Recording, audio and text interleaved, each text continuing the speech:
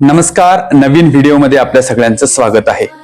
शुक्रवारी आगामी वर्षाचा अर्थसंकल्प सादर करत असताना राज्याचे माननीय मुख्यमंत्री श्री देवेंद्र फडणवीस यांनी शेतकरी कर्जमाफी संदर्भात महत्त्वाची घोषणा केली।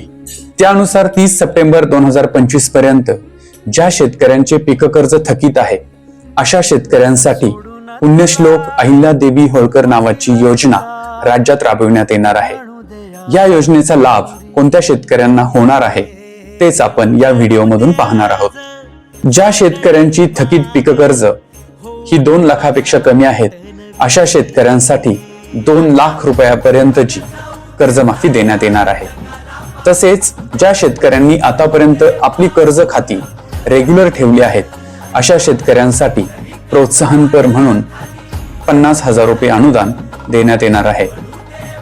कोणत्या बँकांतील कर्जदारांना या योजनेचा लाभ मिळणार आहे या संदर्भात सुद्धा त्यांनी स्पष्टीकरण दिले आहे।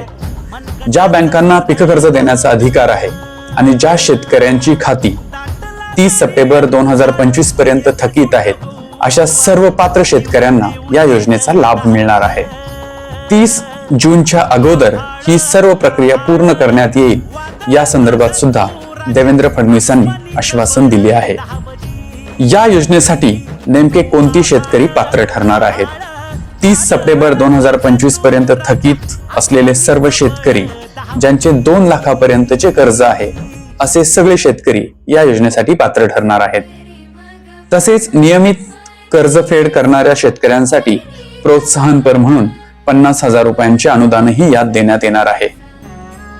आतापर्यंत 2017, 2019 आणि आताची 2026 अशा शेवटच्या 3 कर्जमाफ्या देण्यात आल्या आहेत। देवेंद्र फडणवीस म्हणाले की आतापर्यंत झालेल्या 2 कर्जमाफींपेक्षा ही कर्जमाफी योजना निश्चित चांगली असेल।